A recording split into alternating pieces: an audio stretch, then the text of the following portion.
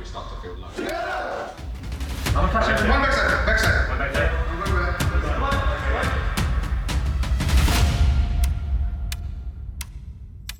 First week was just sorting out office, making sure that everything was in place for the player arrival. For the office and the apartment, it had to be between like a 10 to 15 minutes walking distance so that the players could walk here. We were after natural light, we were after big enough spaces, we were after something specific that we believe is a big factor in performance. And obviously that has its own challenges. As an Indian company setting up in Korea, it's been very difficult for us. We've had a lot of administration issues, I suppose. So we've overcome all of those now. The first week the guys came in, they weren't being too serious with everything. It's like seeing who's sitting next to who. You have to take it slow when you first come back into practice after a break. And first time seeing Ben with the team, so it's a good chance for me to see how we interact with them like informally.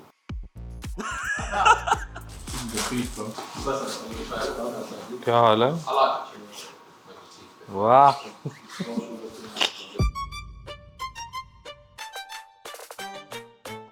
The second week is when we really started practice. The knowledge of the team has grown immensely because everyone's giving their input. Because we come from all different regions, we come from all different teams, and everyone's got their own way of playing. We have a completely different approach to how we have built the roster. We have a lot of creativity. We have a lot of aptitude to take on new strategies and to push the boundaries of what's meta. Last year we could play a lot of scrims, but the guys weren't really fatigued by that last year. But when we did too much server time, that's when they start to feel really fatigued. This year we have a lot of creative minds. People enjoy thinking about the game a lot in the team this year. That means when we're doing a lot of server time or a lot of theory work, that doesn't seem to mentally tax the players as much as it did perhaps last year. So we're able to include a lot more of that this year.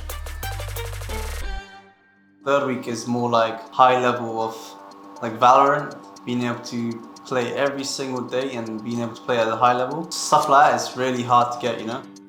So there's been a lot more testing and pushing and finding the limits of what we can do. While we're doing that, we find out what works. We also find out what doesn't work. It's an intense job. Everybody wants to work as hard as they can in this industry. This isn't a normal 9 to 5 office job where you can kind of clock in and clock out. Players are under a lot of stress. So it's a very, it's a high stress, it's a performance environment where they don't have the strategies in place to recover well. There's a huge risk of burnout down the line. And that's okay in environments where you can have a high turnover of players. When we're limited to players as we are, until we can develop the Indian scene to the point where we have huge numbers of players, it's important to me that they have the support they need to work as hard as they can. When the light goes on, you come in, run, hit your colour. There's a lot of aspects that make a performer great. There's a saying that thriving is when you care about performance just as much as mental health. A lot of access to a sports psychologist is something both myself and Spin were really big on.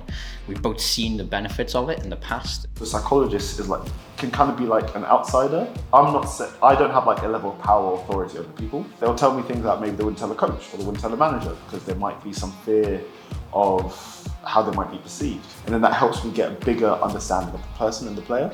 We have a huge focus here at GE on maintaining a healthy balance. So the guys have all been working exceptionally hard. We've been playing scrims, they've been doing lots of individual work after scrims and then focusing on recovery, and it's made it so that we can continue to have a higher work rate than other teams throughout the year. I spend my time looking at them, so I'll stand behind a player and I'll make notes about how they physically react. So do they like bang the desk or do they hit the keyboard or do they like fist bump each other? If you don't address the mental side, then you're missing out on a big chunk that can make somebody a lot better than they are. Traditional athletes have been doing this kind of thing for years. I feel like we're seeing the benefits, we're seing the productivity. How's the Josh today? As well? How's the Josh? Josh? Josh is the energy in Hindi. The energy is good. The Josh Yeah. is good. Excited for another day of scrims. Let's go. Let's go!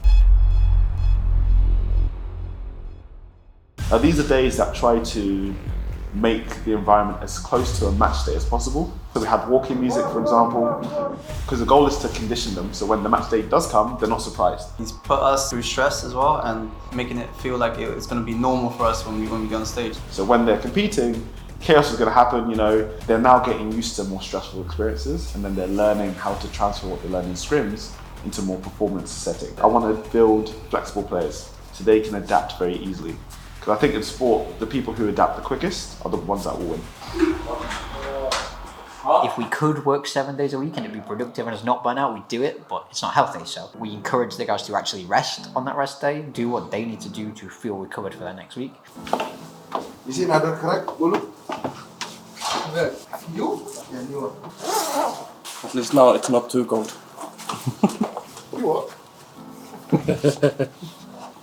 Not too cold.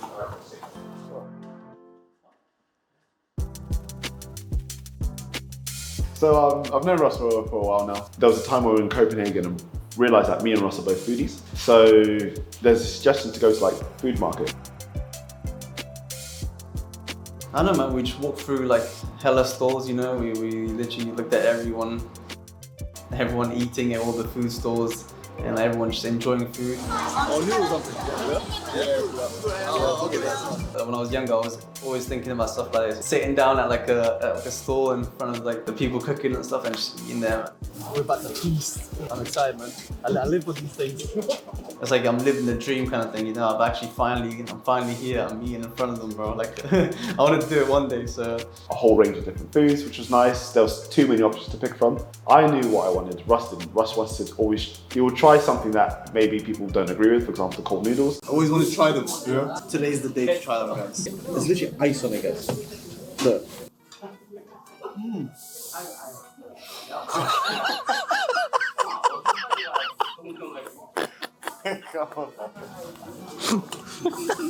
As we realised, cold noodles for Russ is not his favourite thing to eat.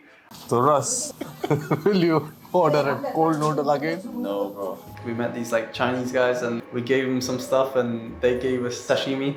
No. Thank you. It's okay. No. Oh no. And it's very chewy and it was not bad, you know. I liked it. So having that was crazy, man. I loved it. It was like something chill.